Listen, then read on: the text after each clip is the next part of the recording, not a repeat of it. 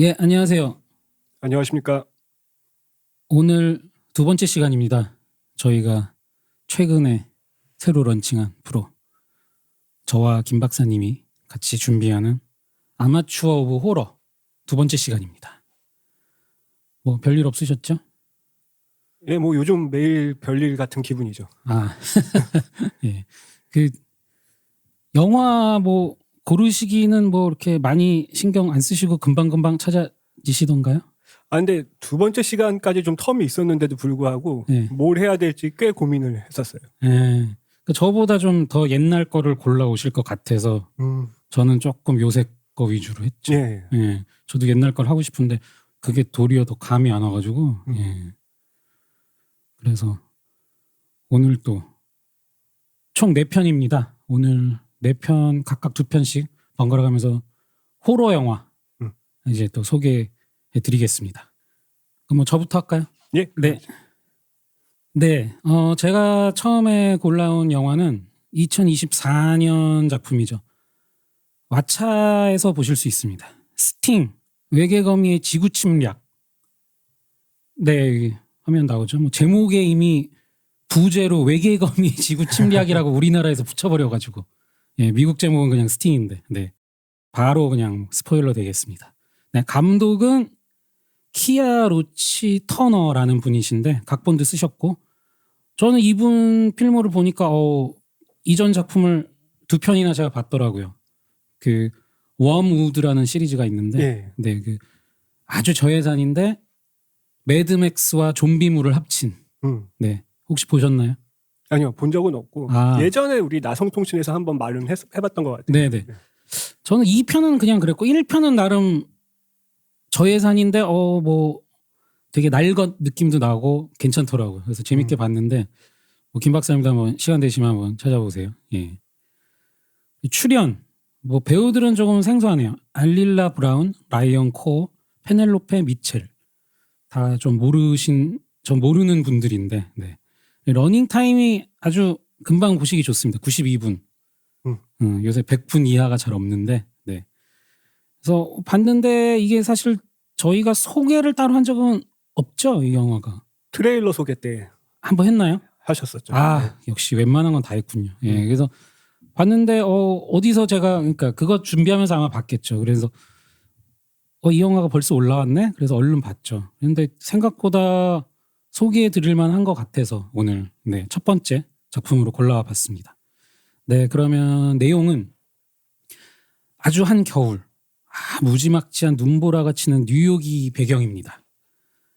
주인공은 반항기가 있는 12살 사춘기 소녀예요. 샬롯이라는 소녀인데 뉴욕의 낡은 아파트에서 엄마 헤더 그리고 새아버지 이단 그리고 둘 사이에서 낳은 동생 리암 이렇게 4식구가 살고 있습니다.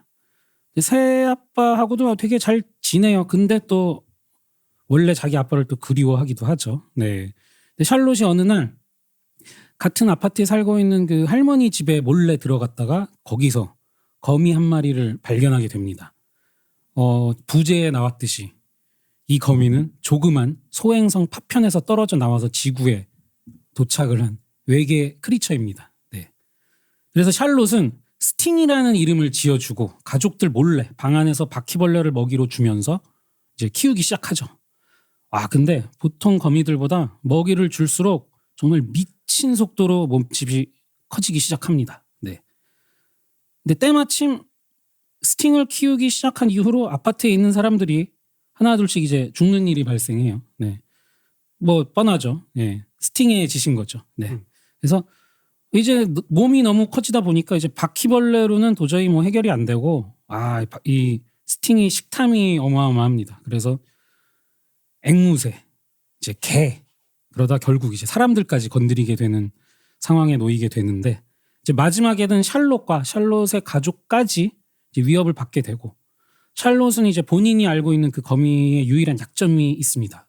그거를 이용해서 이제 스팅에게 맞서 싸운다는 그런 내용입니다. 네. 김 박사님 어떻게 보셨어요? 그게 되게 재밌게 봤고요. 네. 첫 번째로 생각났던 거는 왜 최근에 네. 그러니까 작년에 프랑스에서도 거미 영화가 한 번 나왔었잖아요.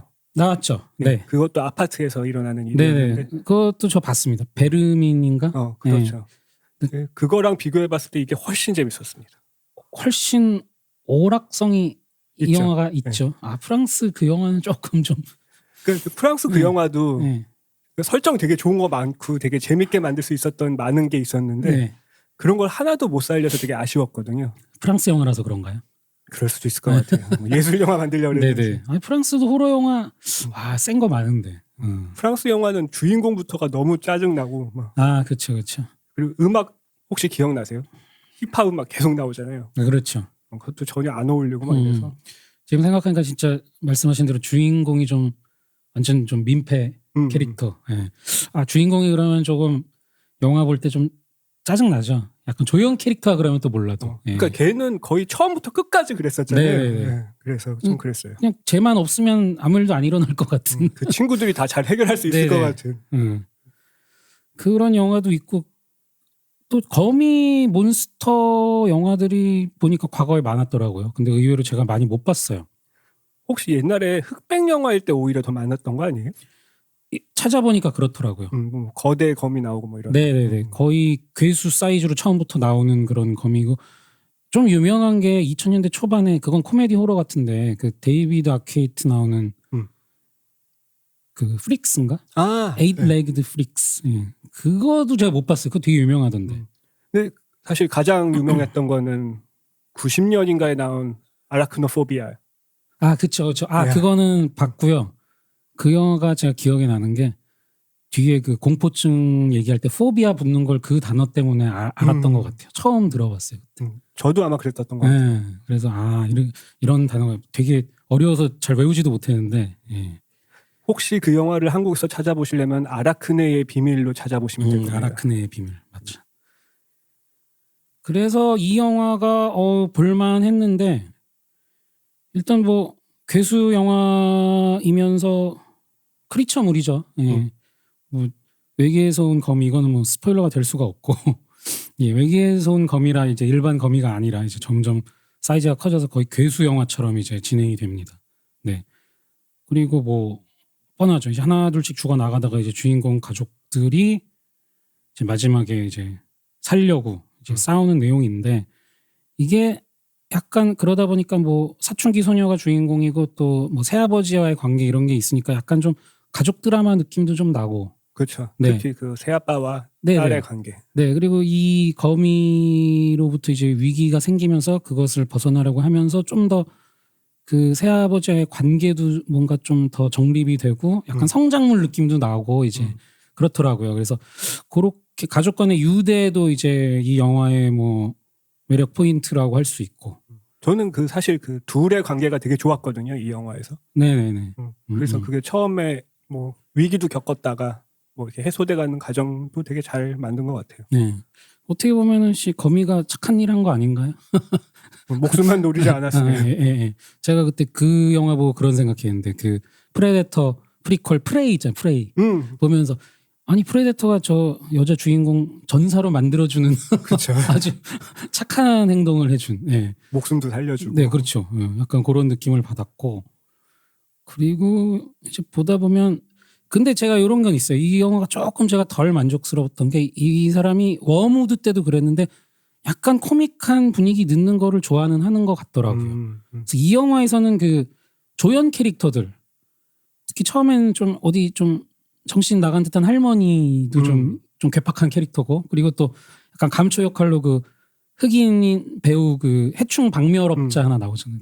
엄청 재밌던데. 네, 그러니까 그런 걸 넣는데 그래서 되게 이렇게 좀 코믹한 분위기로 계속 가나보다 했더니 또 너무 주인공 가족 나올 때는 또 웃음기 싹 빼고 좀 그런 느낌이라 그래서 그게 약간 좀 밸런스가 조금 안 맞은 느낌이 저는 들더라고요. 예. 그리고 그 건물 주인인 그 이모 할머니 또 그 되게 개팍한 구두쇠 할머니지만 네. 영화를 저희가 보는 입장에서는 되게 재밌는 캐릭터였었다고 생각이 그쵸. 들더라고요.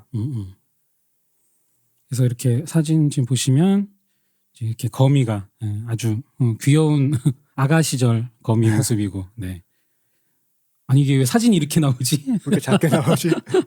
큰일이네. 예, 그냥 요거를 띄우겠습니다. 네. 그리고 이게 그 네. 부제 붙은 것 때문에 처음에 왜 이렇게 부제를 붙였지 했는데 네. 생각해보니까 그냥 스팅이라 그랬으면 왜 저희 영화 스팅 있잖아요. 아, 그렇군요. 그런 거랑 헷갈릴 수도 있겠다. 우리나라에서 찾아볼 때 그런 생각 들더라고요. 아, 저도 이거 자료 좀 찾아보려고 영어로 이제 스팅 무비만 쳐서 찾으니까 이게 바로 안 뜨더라고요. 옛날 게 뜨더라고요. 그래서 그렇죠. 연도를 붙였더니 이제 뜨더라고요.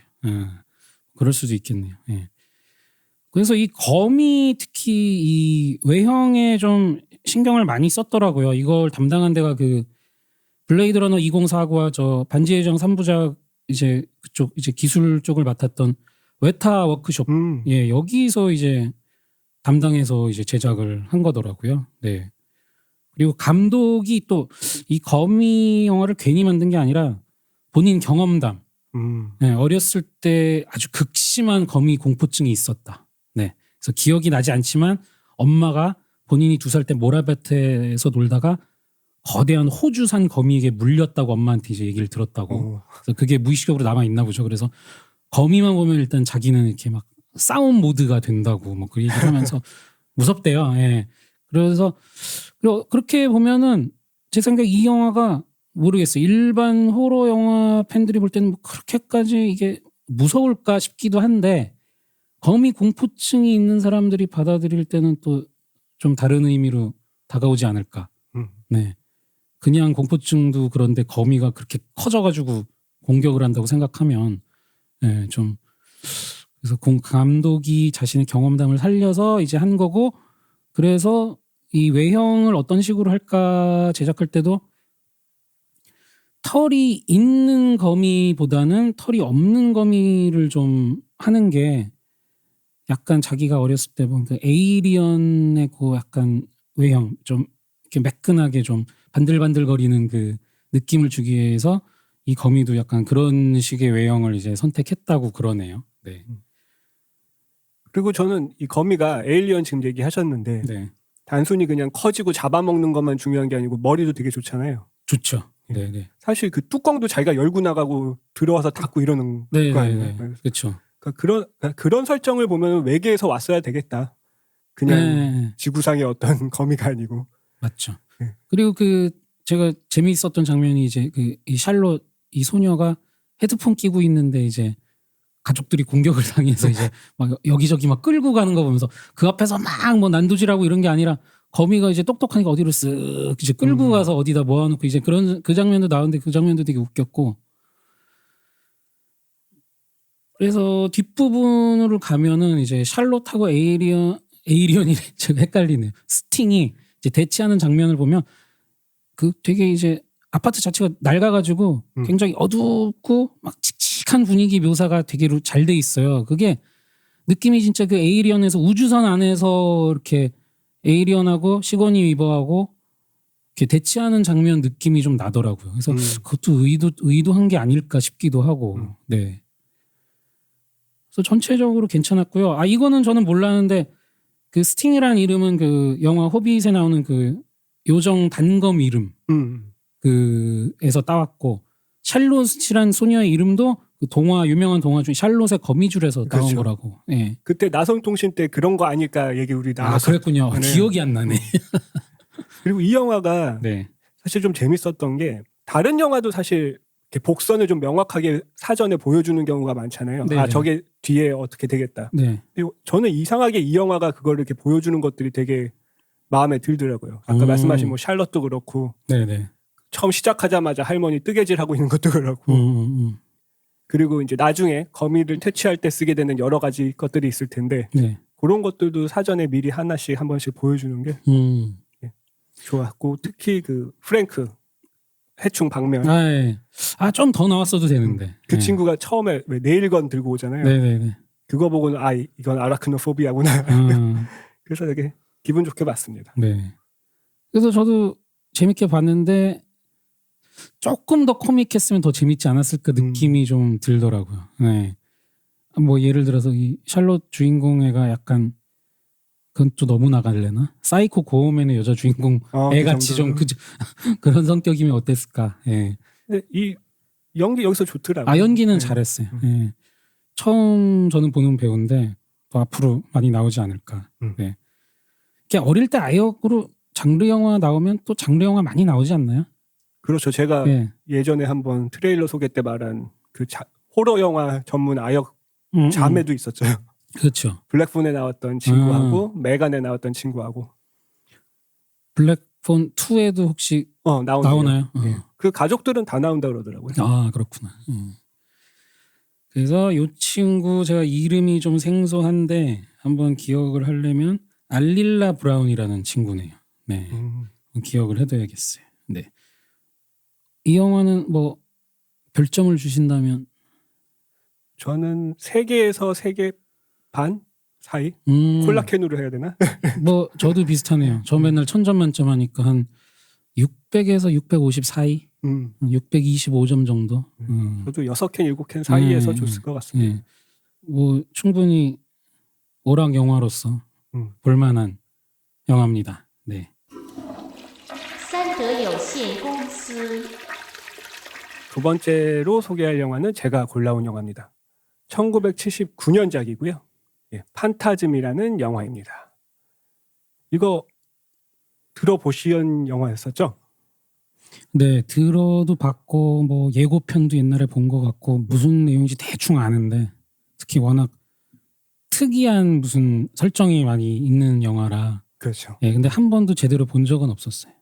저도 사실 이게 되게 오래전에 봤는데 뭐 한국에 있을 때도 아니었고 미국에 있을 때 봤었던 것 같고 이 시리즈가 한 몇 편 나왔었는데 텔레비전에서 해줄 때 좀 봤던 것 같아요. 그래서 사실 잘 기억이 안 났었는데 제가 한 작년쯤에 이 판타즘 1편 블루레이를 좀 구하게 돼서 다시 한번 봐서. 아, TV에서 이걸 해줬나요? 미국에 있을 때요. 아, 미국에 있을 때 보신 거예요? 미국에 있을 때. 그래서 뭐 그때 약간 좀 인상적이었던 장면들은 있는데 내용이 잘 기억이 안 났었는데 이번에 다시 보고 좋았습니다. 예.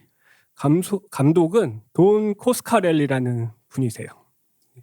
이분은 뭐 나중에 뭐 얘기하겠지만 이미 지금 얘기를 했구나. 이 판타즘 시리즈도 그렇고 우리 비스트 마스터 네네네. 그 영화도 감독했었고 그 마크 싱어라고 우리 V의 도노반 도노반 아저씨 나왔던 그런 영화가 있었고 그 위시 마스터라고 좋아하는 사람은 좋아하는 또 그런 공포 영화가 있어요. 그것도 저도 이렇게 뭐 짤이나 짧은 걸로 봤지 제대로 본 적이 없어요. 그래서 그 위시 마스터에도 사실 이 판타즘 시리즈에 나왔던 사람도 뭐 카메오 출연도 하고 그랬다 그러고 그리고 저는 안 봤는데 그 부바테빈가 라는 그 약간 컬트 호러가 있는데 엘비스 프레슬리가 그런 이집트의 악신하고 뭐 대결하는 뭐 이런 영화가 있었다고 해요. 그런 버바 호탭인가 뭐 그런. 호탭? 네. 이모탭 같이 미이라의 그렇죠. 그거 따온 것 같은데. 네. 그래서 그런 영화들도 감독했었던 분입니다. 완전 장르 영화에 특화되신 분이. 그래서 요거는 좀 오래전 영화니까 제가 줄거리를 길지만 빠르게 거의 스포까지 다 해서 말씀드리도록 하겠습니다. 예. 이 모닝사이드라는 이 동네의 묘지에서 라벤더의 여인과 그 성관계를 하던 중에 톰이라는 청년이 이 여자한테 찔려 죽습니다. 그 여자는 지역 장의사가 초자연적으로 변신한 존재였던 겁니다. 장례식에서 토미의 친구 조디와 레지는 그가 자살한 걸로 알고 있다고 이제 서로 얘기를 나누고요. 조디의 13살 동생 마이크는 숨어서 이 장례식을 지켜보다가 톨맨이라는 별명을 가진 이 장의사가 매장을 그냥 끝내는 게 아니고 그냥 딱 봤을 때 아무런 힘도 들이지 않고 이 토미의 무거운 관을 장의차에 다시 넣는 것을 봅니다. 이걸 거의 한 손으로 들어서 그 사람 시체가 든 관을 딱 옮기죠.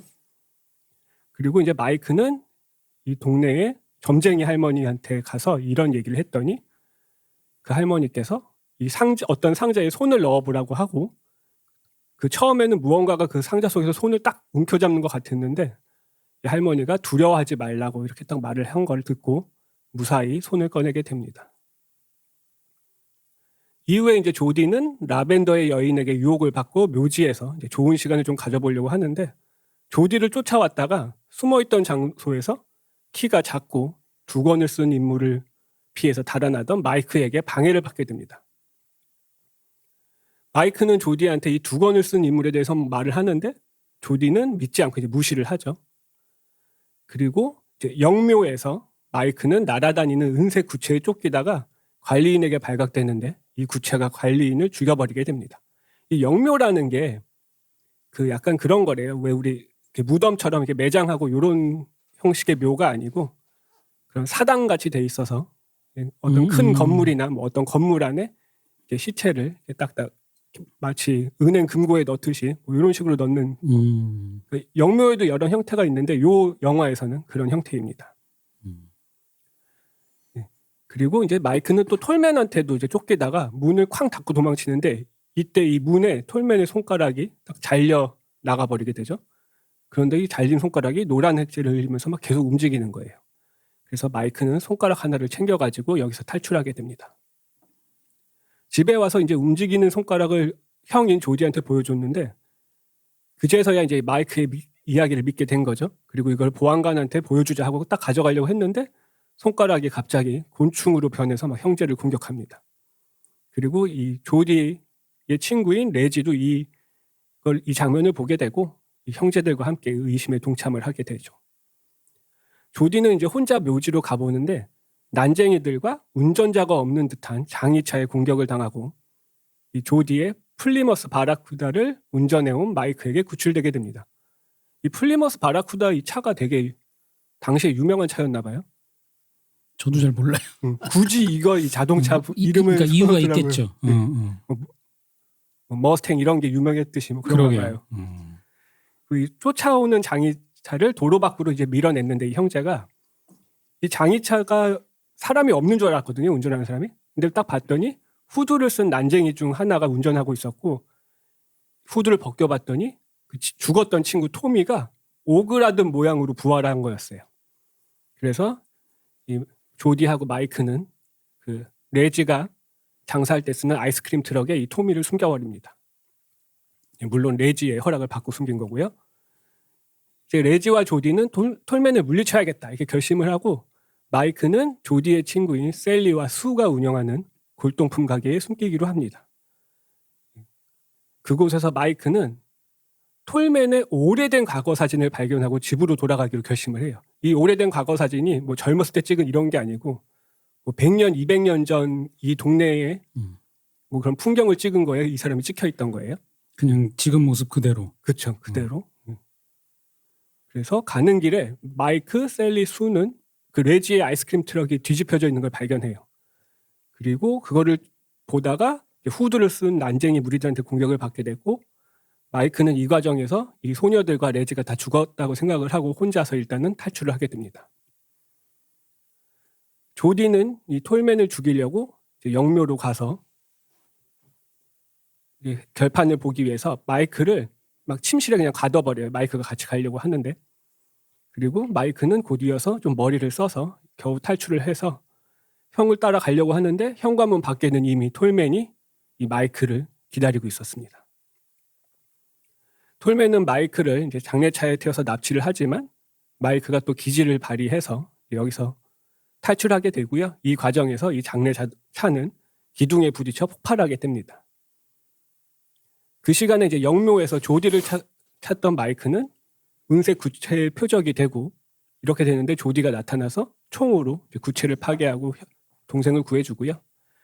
또 이제 레지도 여기에 와 있었던 거예요. 그래서 다행히도 레지도 그렇고 그 셀리나 수도 다 죽지 않았고 이제 잘 탈출시켰다 이렇게 레지가 얘기를 합니다. 그리고 이 셋이서 어떤 방에 들어갔는데 거기에 어떤 통들이 있어요. 근데 그 통이 약간 우리 생맥주집에 이렇게 들어가 뭐라 그러지? 그 가끔 앞에 서 있는 파란 통들 그런 거 생각나세요? 뭐라 그런지 모르겠네. 네, 저도 그걸 뭐라고 그런지 모르겠는데 아마 그 안에 뭐 그런 술 같은 게 들어있는 거죠. 그러니까 그런 것 비슷하게 생긴 검은 막 그런 통들이 많이 있는데 그 안을 봤더니 이제 그 안에 다 드워프들이 들어있는 거예요. 예. 그리고 여기서 마이크는 어떤 두 개의 은색 기둥을 보는데 그 사이에서 무슨 소리가 들려서 손을 넣어봤더니 어떻게 보니까 이 기둥 사이를 지나가면 전혀 다른 세계로 딱 넘어갈 수 있는 포털이었던 거고, 거기에 이제 드워프들이 노예로 막 고생하고 있는 붉고 뜨거운 세상을 보게 됩니다. 이 과정에서 마이크가 이 포털을 잠깐만 보려다가 이제 잘못돼서 떨어질 뻔하는데 또 형이 구해주기도 하죠. 그런데 이제 갑작스럽게 정전이 되고 세 사람은 뿔뿔이 흩어지게 됩니다. 그리고 방에 홀로 남겨져 있던 레지는 이 포털을 작동시켜서 이제 어떤 진공을 만들어서 거기에 막 다 빨려 들어가게 되거든요. 여기에 있던 통들이. 그래서 그걸 이용해서 간신히 탈출을 합니다. 근데 이때 이 아까 제가 기둥 두 개가 이렇게 서 있는 사이가 포털이라고 했잖아요. 네. 근데 거기서 계속 뭔가 울리는 소리가 들렸는데 레지가 그거를 어떻게 멈추냐면은 얘가 이제 기타를 치거든요. 네. 그래서 이제 뭐 튜닝할 때 쓰는 뭐 그런 게 있나 봐요. 그래서 거기서 아이디어를 얻어서 그거를 이렇게 멈추기도 하고 합니다. 그래서 이제 이어지는 폭풍 속에서 레지는 또 라벤더 여인한테 칼에 찔리게 되고 조디와 마이크는 도망치게 되는데 이 영묘 이 건물은 갑자기 흔적도 없이 사라져버리게 됩니다. 이 조디는 톨맨을 버려진 광산 갱도에 가두는 계획을 세우게 되고 이제 마이크는 거기로 이제 유인을 해가는 거죠. 톨맨을 그렇게 하기로 합니다. 그리고 이제 마이크를 쫓아서 막 톨맨이 왔다가 함정에 빠지고 조디가 일으킨 산사태로 무너진 돌에게 깔려서 이제 묻히게 됩니다. 그런데 갑자기 마이크가 침대에서 깨어나서 막 톨맨에 대해서 걱정을 하고 있는데 또 쫓아올까봐 레지가 갑자기 아까 분명히 라벤더 여인한테 찔려서 죽었었는데 갑자기 살아있는 레지가 나타나서 조디는 이미 일주일 전에 교통사고로 죽었던 거잖아. 너 또 악몽을 꿨구나. 그 충격으로. 왜냐면 이 조디와 마이크 형제가 얼마 전에 부모님도 잃었거든요. 그러니까 마이크는 이제 형도 잃은 거라서 아마 네가 그 충격에 이런 꿈을 꿨을 거야. 그리고 내가 이제 너를 잘 돌봐주겠어 하고 이제 자동차 여행을 함께 떠나기로 제안을 합니다. 마이크가 이제 짐을 챙기려고 침실에 들어갔을 때 이 톨맨이 다시 한번 침실 거울 속에서 나타나서 그 거울을 깨트리면서 마이크를 거울 안으로 확 끌어들이면서 영화는 끝이 나게 됩니다. 자, 여기까지 말씀을 드렸는데 어떠셨나요? 영화가 뭐라 그래야 될까? 굉장히 창의적이면서 어떻게 보면 굉장히 맥락이 없는. 그렇죠. 네. 아니 좀 신선했어요. 그리고 시대 감안하고 보면은 좀 놀랍기도 하고. 1979년이니까요. 네. 이게 뭐 다른 영화의 영향을 받았을까요? 그 받았다고 생각할 만한 거는 딱 하나가 있는데 영화가 아니고 이제 영화 나오기 전에 듄 상자에 손 넣는 거. 그렇군요. 예, 뭐 그런 얘기가 있는데 딱히 이런 류의 영화는 저는 떠오르는 게 없고. 굉장히 느낌상 되게 이 영화가 오리지널리티가 좀 굉장히 강하죠. 그런 영화 같아서 도리어 영향을 준 영화들은 좀 있을 것 같은데. 그럴 것 같아요. 그리고 마지막 엔딩 같은 장면도 공포 영화에서 흔히 쓰는 거 아니에요? 그렇죠. 네. 여기가 원조였을래나? 하여튼 뭐 그것도 궁금하고. 굉장히 특이했어요. 특히 그 살인 구체. 네. 그건 뭐 어디서 진짜 듣도 보도 못한 설정이라 어떻게 저런 생각을 했을까. 네. 그리고 지금 말씀하신 그런 것들 중에서 이 살인 구체 같은 경우에는 이 감독이 어렸을 때 꿈에서 자기가 그런 거에 쫓기는 꿈을 꾼 적이 있었대요. 그렇구나. 그래서 그런 거를 넣었었고 저는 이 영화에서 특히 이 톨맨의 설정이 뭐 악마나 악령 이런 거보다는 약간 외계의 존재, 어떻게 보면 외계인 같은 그리고 그게 어떤 별에서 온 외계인이라기보다 아예 차원이 다른 그런 세상에서 온 거 뭐 이런 설정이 되게 좋았어요. 이게 그러면 2편, 3편 계속 나오잖아요. 그렇죠. 뭐 이렇게 좀 여기서 설명이 좀 없었던 설정에 관한 뭐 비하인드 이런 게 더 나오나요? 아니면 그냥 계속 또 똑같이 반복이 되는? 일단 그 설정이 더 설명되는 거는 후속편이었는지는 잘 기억이 안 나고요. 네. 지금 원래 이 톨맨의 설정이 있기는 있더라고요. 뭐냐면은 아까 왜 그 과거 사진에도 찍혀 있었잖아요. 네네. 옛날에는 이 사람이 원래 이 동네에 그냥 꽤 그냥 마음씨 좋고 친절한 장의사였대요. 과거에. 그러니까 그냥 일반인이었다는 그렇죠. 얘기네. 예. 네. 그리고 아마 뭐 그런 남북 전쟁 때 뭐 군의관 같이 뭐 활동도 하고 했던 적이 있어서. 근데 이 사람이 맨날 장의사하고 하다 보니까 어떤 삶과 생명과 죽음에 대해서 관심이 생긴 거예요. 그래서 그런 걸 연구하다가 차원을 넘나들 수 있는 시간과 차원을 넘나들 수 있는 뭐 그런 걸 발명했다고 하는데 거기를 자기가 직접 들어가 봤다가 돌아왔는데 더 이상 예전에 그 사람이 아니었던 거예요. 아주 사악한 사람이 돼서 돌아왔는데 네. 이제 뭐 이 사람이 거기 가서 어떤 뭐 정신적으로 어떤 변화가 생겨서 그렇게 된 건지 아니면은 이 외형은 예전에 그 장의사지만 아예 다른 존재한테 악마 같은 존재한테 빙의가 돼서 돌아온 걸까 뭐 이런 식의 설정은 있더라고요. 아, 그러니까 이게 뭐 그냥 밑도 끝도 없이 갑자기 어디서 나타난 게 아니고 원래는 일반인이었던 사람이 이렇게 어떤 차원의 여행을 하다가 이렇게 된 것이다 합니다. 그리고 또 설정 중에 특이했던 게 이제 난쟁이들 처음엔 뭔지 모르잖아요.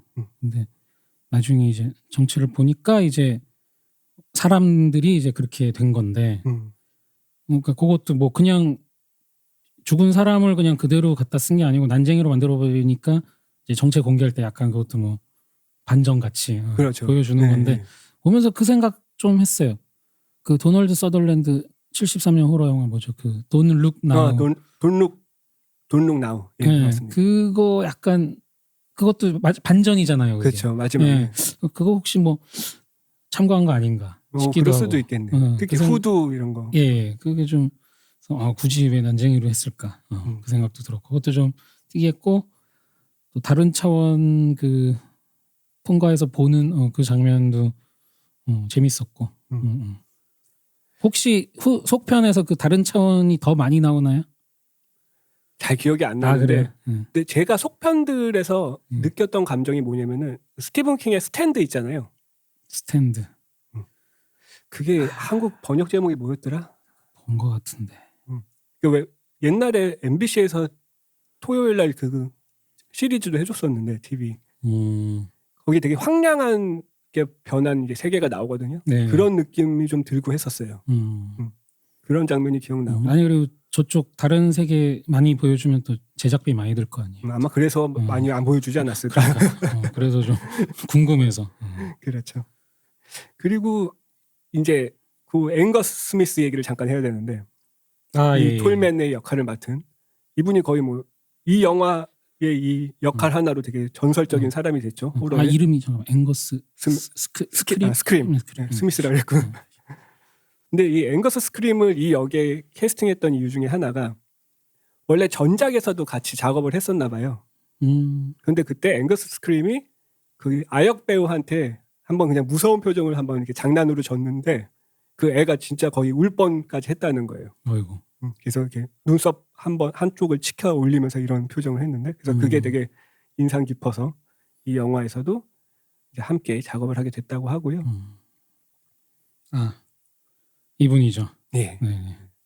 이분과 저 은색 구체가 같이 나오고 있습니다. 영화에서 이렇게 손 위에 이렇게 있는 장면이 있었나요? 없었을 그렇죠. 거예요. 따로 놀았잖아요. 구체가. 그렇죠. 같이 있는 걸 찍기가 아마 어렵지 않았을까. 아니 이렇게 보여줘야 좀 조종하는 느낌이 날 텐데. 이 사람이 조종하는 거 맞죠? 아닌가? 조종하는 거겠죠. 자의적으로 설마. 약간 의식을 갖고 있는 것 같기도 하죠. 네, 하여튼 이분이고 이제 요 살인 구체를 보여드리자면 이게 사진이 작아가지고 확대를 좀 하겠습니다. 이렇게 날아다닙니다. 이렇게. 그래서 사람 얼굴에 빡 박혀가지고 이제 피를 뿜어내는. 그리고 드릴이 나와서 뚫어가지고 뭐 내수를 먹는지 뭐. 그 저는 저기서 이렇게 막 반사돼서 다 보여주잖아요. 네네. 저 효과가 되게 좋더라고요. 그러게요. 실제로 뭐 공 굴려서 한 건지 뭐. 저걸 어떻게 했을까요? 왜냐면은 그 바위 굴러 떨어지는 거 보면 바위 가짜 티 되게 많이 나잖아요. 그쵸. 근데 얘는 이렇게 정성을 들여서 만들었어요. 그리고 이 장면 보니까 생각나는데 저는 특히 이 음악 되게 좋았거든요. 테마 음악이. 예. 뭐 되게 비슷한 느낌도 나던데 비슷한 호러 영화 어떤 약간 호러 영화에서 많이 그 듣던 그 똑같다는 게 아니라 뭔가 그렇죠. 흘러가는 그 멜로디가 약간 호러 영화들의 음악들이 대부분 그 주요 모티브가 되는 멜로디가 있고 그게 네. 조금씩 변주되면서 계속 반복되는 그런 게 있어서 음. 그리고 그 곡이 요즘 트레일러 음악처럼 좀 되게 에픽하게 편곡한 곡이 있거든요. 찾아서 들어보시면 더 좋습니다. 네. 그리고 이 영화는 이 감독이 거의 40년 가까운 시간을 들여서 5편을 제작을 했는데 만들었는데 아. 1편에서 4편까지는 돈 코스카렐리가 직접 감독을 했고 5편은 공동각본 그리고 5편을 포함해서 1, 3, 5 이렇게들은 홀수편은 제작까지 했었고요. 아. 주인공 마이크 배우 같은 경우에도 2편 제외를 하고 모두 출연을 했었다고 하고 그리고 무엇보다도 이제 앵거스 스크림 네. 하고 이 레지 역으로 나왔던 배우도 모두 출연을 했습니다. 5편에. 아, 누가 아까 2편에 안 나왔다고요? 주인공. 아, 주인공이. 주인공 배우가 2편에는 다른 사람의 역할을 했었고요. 아, 이 캐릭터는 나오는데. 그렇죠. 아, 그리고 이제 마이크 형 조디 배우도 2편을 제외하고 나오긴 하는데 아마 그게 약간 추억이나 뭐 이런 회상씬 회상씬에서. 뭐 그런 식으로 오는 것 같아요. 그래서 그 외에도 이제 반복 등장하는 배우들이 좀 있고 톨맨 이분도 직소 할아버지처럼 항상 이 모습인가요? 그냥 똑같이? 예, 그렇죠. 아, 살도 안 찌시고? 거의 저는 후속편에서 그 아까 제가 인상 깊었다 네. 장면도 그런 모습이었던 것 같아요. 야, 관리 잘하셨네. 그리고 5편 같은 경우에는 한참 있다 2016년에 돼서야 나왔는데 그때는 레지가 거의 주인공이나 마찬가지였습니다. 그리고 이게 70년대 영화라 보니까 조디나 레지가 마이크보다 그렇게 크게 나이 차이가 많이 나는 형들은 아닐 거거든요. 네. 그런데 되게 뭐 30, 40대 아저씨들 같이 생겨서 특히 레지는 그게 약간 웃겼습니다. 그리고 이 영화가 좀 재밌었던 게 처음에 보면은 그냥 이 동네에서만 일어나는 좀 괴담, 기묘한 이야기 이런 거 같잖아요. 근데 나중에 시리즈 뒤에 가면 거의 세계 정복 위협에 맞서서 싸우는. 아, 그래요? 예. 그래서 제가 아까 스탠드 약간 생각난다고 했던 것도 그렇구나. 그런 것도 있고 이 구체가 혹시 막 한꺼번에 여러 개도 나오나요? 나중에? 그런 걸로 알고 있어요. 아, 그래요? 왠지 그럴 것 같아서. 그리고 이 영화 관련돼서 뭐 잠깐밖에 안 나오긴 하는데 아까 그 듄 떠올리게 했던 점장의 할머니랑 네네. 그 할머니의 손녀도 혹시 외계의 존재가 아닐까.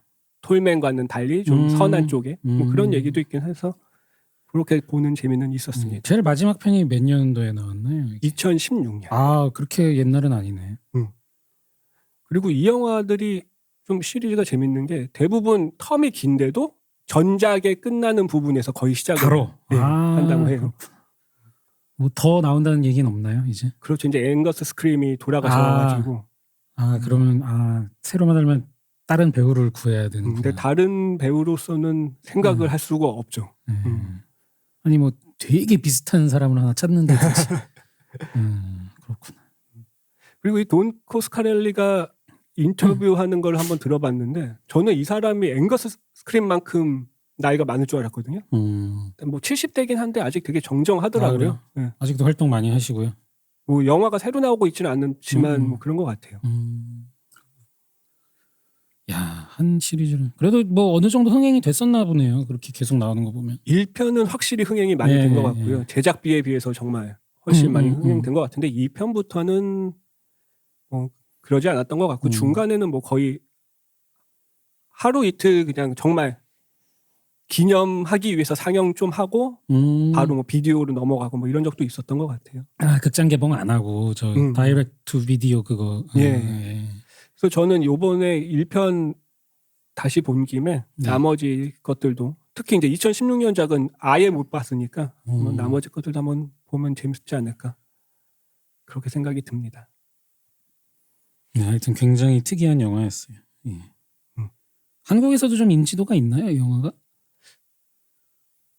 호러 좋아하시는 분들 옛날부터 찾아보시는 분들은 아마 알 것 같은데 79년도에 호러 영화 유명한 게 맞나요? 70년대 말에? 많죠? 뭐가 있죠 또? 그러니까 딱 79년이 기억이 안 나는데 뭐 70년대 말, 뭐 할로윈도 있고 할로윈, 텍사스 체인소 서스피리아도 그때인가요? 그렇죠. 70년대 거예요. 그렇죠. 아, 되게 많구나. 사실 70년대 공포가 진국이죠. 70년대 거를 제가 많이는 못 본 것 같아요. 아주 음. 유명한 거는 봤지만 예, 그래서 80년대하고도 좀 느낌이 다른 것 같아요. 또. 그렇죠. 80년대는 이제 70년대 할로윈 같은 걸로 네. 틀이 잡힌 슬래셔가 이제 80년대 되면서 꽃을 피운 것 같고 뭐 나이트메어나 13일의 금요일이나 해서